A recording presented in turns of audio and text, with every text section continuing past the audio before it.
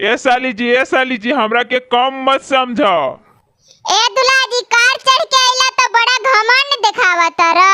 रुकी रुकी हम बतावा तनी।